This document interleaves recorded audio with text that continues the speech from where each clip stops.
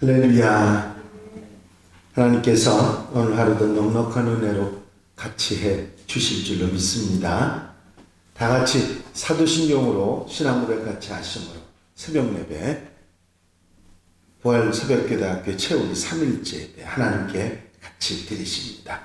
전능하사 천지를 만드신 하나님 아버지를 내가 믿사오며 교회 아들 우리 주 예수 그리스도를 믿사오니 이는 성령으로 잉태하사 동정녀 마리아에게 나시고 본디오 빌라도에게 고난을 받으사 십자가에 못 박혀 죽으시고 장사한 지 사흘 만에 죽은 자 가운데서 다시 살아나시며 하늘로 오르사 전능하신 하나님 우편에 앉아 계시다가 저리로서 산 자와 죽은 자를 심판하러 오시리라. 성령을 믿사오며 거룩한 공회와 성도가 서로 교통하는 것과 죄를 사해 주신 것과 몸이 다시 사는 것과 영원히 사는 것을 믿사옵나이다. 아멘. 할렐루야. 하나님 말씀은 민수기 22장 5절 6절 두 절 말씀과 민수기 22장 12절 13절 두 절 말씀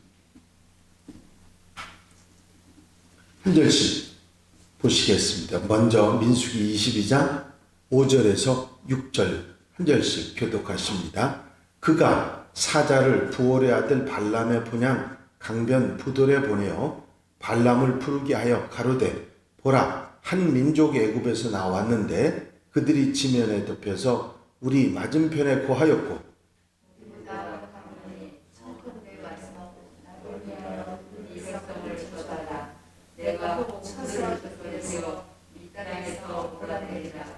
내가 복을 빌자는 복을 받고 저주하는 자는 저주를 받을 줄을 내가 아느니라. 22장 12절 13절입니다. 하나님이 발람에게 이르시되 너는 그들과 함께 가지도 말고 그 백성을 저주하지도 말라. 그들은 복을 받은 자니라. 발람이 아침에 일어나서 발락에게 이르되 너희는 너희의 땅으로 돌아가라. 내가 너희와 함께 가기를 아멘. 할렐루야. 이 이야기는 발람 선지자라고 하는 선지자, 그 모압 땅에 있던 선지자의 위기의 이야기입니다. 40여 년 동안을 호되게 광야에서 훈련을 받은 이스라엘 백성들이 이제 믿음으로 뭉쳐서 가나안 땅 동쪽이죠. 그러니까 요단강 동쪽에 있는 모압 땅을 점령을 합니다. 그리고 그곳에 이스라엘의 두 지파 반이 이렇게 점령을 하고 있고, 그리고 요단강을 이제 건너서 가나안 땅으로 들어가는 그런 상황이 돼 있는 경우입니다. 그 이스라엘이 지금 요단강 동쪽에 있는 모압 땅을 점령하고 있었는데 그 모압 왕 발락이 그 모압의 선지자인 발람을 불러가지고 이스라엘 백성들을 저주하기를 그렇게 청합니다. 왜냐하면 워낙은 이스라엘 백성들이 많이 왔고 땅을 다 자기 땅을 차지했고 모압 왕 이스라엘을 물리쳐야 되는데 그게 용이치 않으니까 선지자들을 불러서 발람 선지자를 불러서 좀 저주를 해서 내가 가서 이길 수 있도록 그렇게 해달라 하는 요청을 했던 것입니다. 하지만 하나님께서 허락하지 않으세요. 하나님께서 그 이스라엘 백성들을 저주하는 걸 발람 선지자에게 허락을 하지 않습니다. 하지만 많은 재물과 또 더 높은 사자들이 자기를 찾아와서 발람은 그걸 거절을 하지 못하죠. 재물에 눈이 어두워졌고 욕심에 눈이 어두워졌고 자꾸 왕의 신하들이 청하니까 하룻밤을 집에서 머물게 하고 하나님께 그들을 따라가야 되느냐고 한 번 더 묻게 됩니다. 그로 인해서 하나님의 진노가 발람 선지자에게 임하게 되고 자기를 죽이려고 칼을 들고 선 하나님의 사자를 보지 못하고 죽을 상황에 위기에 처하는 이야기가 나와 있는 것이 오늘 본문 말씀 민수기 22장 말씀입니다. 이 발람 선지자의 위기는 하나님의 명령을 순종하지 않은 데 있습니다. 그 이유가 뭐냐면 욕심 때문입니다. 이 발람 왕이 재물을 바리바리 실어서 보냈고 사람들을 보내가지고 발람 선지자를 띄워줬거든요. 당신이 누구든지 저주를 하면 저주가 임하고 당신이 축복하면 그 사람의 복을 받으니까 내게 복을 빌어주고 저 이스라엘 백성들에게 저주를 빌어달라고 그렇게 띄워주면서 또 재물도 잔뜩 갖다가 그렇게 주니까 욕심에 눈이 어두워진 것입니다. 하나님께서 처음에 이 발람 선지자가 저 이스라엘 백성들을 저주할까요? 그랬더니 절대 하지 말라고 하나님께서 하지 말라 하셨습니다. 그런데 또 이렇게 재물이 오고 사람들이 와서 요청을 하니까 하나님께 더 묻는 거죠. 하나님 하지 말라고 하셨는데 또 묻는 것은 자기 욕심 때문이었습니다. 결국 그것 때문에 위기를 겪게 되는 것이죠. 하나님 뜻을 묻고 처음에 거절했으면 거절하는 것으로 끝났어야 되는데 다시 하나님께 물은 것 때문에 위기를 당하게 됩니다. 그 위기가 뭐냐면 가지 말라고 가서는 안 되는 발람 왕에게 이 발람 선지자가 가던 도중에 좁은 길이 있는데 그 좁은 길에서 하나님의 사자가 칼을 들고 지나가면 발람 선지자를 죽이려고 칼을 들고 서 있습니다. 그런데 이 발람 선지자의 눈에는 하나님의 사자가 보이질 않고 누구의 눈에 보여요? 발람 선지자가 타고 가는 나귀의 눈에는 보입니다. 그러니까 나귀가 자기가 죽을 것 같으니까 앞으로 가지 않고 자꾸 뒤로 빼니까 발람 선지자가 막 채찍질하면서 가라고, 앞으로 가라. 그러니까 이 나귀가 그 발람 선지자의 발을 갖다가 벽에다가 비벼가지고 못 가겠다고 항의를 하는데도 더 채찍을 내리치면서 가라고 그러니까 나귀가 입을 열어서 말을 하지 않습니까?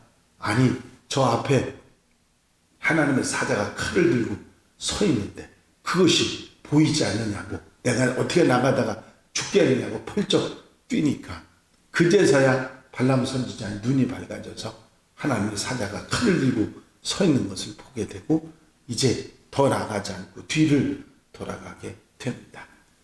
이제 자신이 무엇을 잘못했는지 욕심에 눈이 어두워져서 하나님의 사자를 보지 못하고 선지자로서 부끄러움을 당하게 됐던 발람 선지자의 이 이야기를 통해서 하나님께서는 우리에게 분명히 전해주시는 메시지가 있습니다. 욕심의 눈이 어둡거나 하나님의 뜻을 거역하고 어리석은 판단과 생각을 했을 때는 위기를 당하게 된다는 거죠.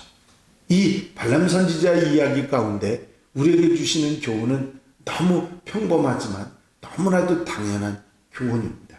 욕심의 눈이 어두워진 사람, 하나님의 뜻을 거역하고 하나님의 뜻을 알면서도 배신하는 사람들, 결국은 위기를 당할 수밖에 없게 된다고 하는 그런 말씀인 것입니다. 욕심이 앞서면 눈에 보이는 것이 없어지는 것이죠. 이 발람 선지자가 그런 영역이 있었음에도 불구하고 욕심의 눈이 가리워지니까 하나님의 뜻을 거역하고 불순종하는 사람이 되는 것입니다. 욕심이 내 속에 자리 잡으면 불순종이 따라오는 것이죠. 그래서 욕심이 내 마음속에 자리 잡기 시작할 때 그것을 깨닫는 게 중요합니다. 깨닫지 못하면 천사가 죽이려고 화염검을 들고 있는 것을 보지 못하는 것이죠. 내 욕심, 내 뜻, 내 생각을 앞세우는 것이 아니라 하나님의 뜻, 하나님의 바라시는 것에 순종하는 것이 무엇보다 중요한 것이고 위기를 극복하는 길이라는 사실을 우리에게 가르쳐주고 계십니다. 우리가 믿음의 눈을 가리워지지 않도록, 믿음의 눈이 어두워지지 않도록 항상 영적으로, 믿음으로, 기도로 깨어 있어야 하고, 눈이 어두워지지 않도록 모든 방해물, 욕심과 같은, 이기심과 같은, 교만과 같은 방해물들을 항상 빨리 제거할 수 있는 하나님의 사람들이 되어야 될 줄로 믿습니다. 그리고 발람 선지자에게서는 이 나귀 새끼가 그 나귀가 얼마나 좋은 친구인지 모릅니다. 평생을 같이 다녔던 나귀가 앞으로 나가지 않음으로 인해서 살아났던 발람 선지자는 그 친구 때문에, 나귀 때문에 살아나는 그런 역사가 있었습니다. 이제 나를 돕고 함께할 믿음의 친구, 그 영적인 눈이 어두워지지 않은 믿음의 친구가 있는 게 얼마나 중요한가 하는 것을 우리가 또 깨닫게 하는 그런 이야기이기도 하죠. 오죽 답답하면 나귀가 말을 했을까 하는 생각을 합니다. 이 이야기는 우리가 욕심의 눈이 어두워지고 잘못된 생각에, 잘못된 판단에 사로잡히면 되는 게 없어지는 것을 우리가 분명히 알게 됩니다. 그걸 깨닫게 해주는 사람이 있다고 하는 건 복 중에 복이죠. 그런 친구가 있다는 건 아주 소중한 일입니다. 하나님의 뜻을 거역하고 하나님이 원하시지 않은 일을 하는 것은 위기를 당하는 것이고 결국은 멸망의 길임을 우리는 깨달을 수 있는 것입니다. 오늘 이 짤막한 이야기 가운데서 우리가 깨달을 수 있는 교훈이 있습니다. 절대로 영적인 눈이 어두워지는, 가려워지는 그런 사람이 되어서는 안 된다는 것이고, 알면서도, 하나님의 뜻을 알면서도 하나님의 뜻을 거역하고 나아가는 것은 위기를 자초하는 일일 뿐만 아니라 멸망에 이르는 길이라는 사실을 우리는 알아야 됩니다. 야고보서의 교훈을 잘 아시죠? 욕심이 잉태하면 죄를 낳고 죄가 장성하면 사망을 낳느니라. 그렇습니다. 우리 삶 속에서 욕심은 우리 속에 자리 잡기 시작할 때 우리를 흔들어서 우리를 잘못된 길로, 죄로, 멸망으로 이끌어가는 그런 못된 성품이라는 사실을 기억하고 욕심을 내려놓을 수 있는 하나님의 사람들이 되어야 될 줄로 믿습니다. 오늘 하루도 욕심을 버리고 하나님의 뜻에 순종하며 영적으로 눈이 어두워지지 않도록 기도로 항상 깨어있는 하나님의 백성들, 하나님의 사람들이 다 되시기를 주의 이름으로 축원합니다. 축원합니다. 기도드리십니다.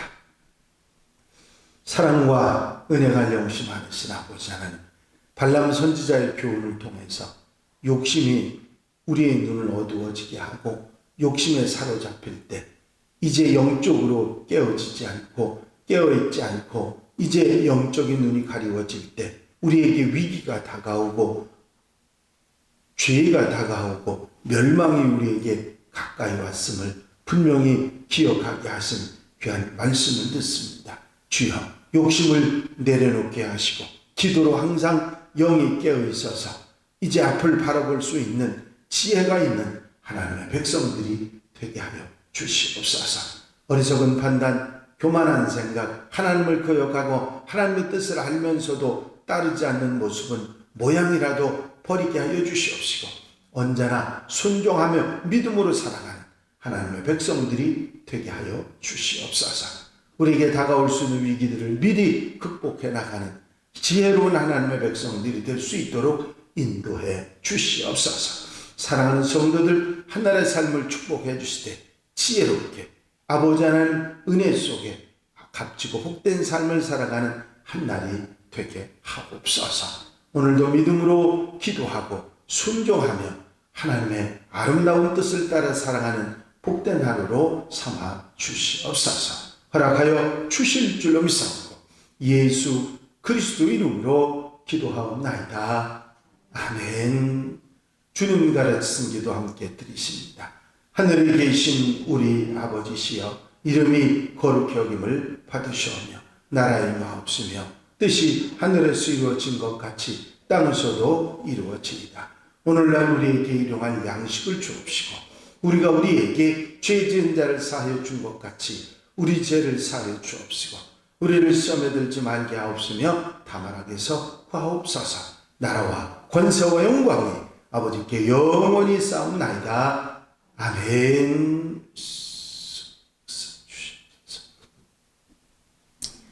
이 시간 기도하실 때에 교회 부흥과 발전을 위해서 공동기도 제목들 위해서 중보기도할 분들 위해서 기도하시고 자유롭게 기도하시기 바랍니다.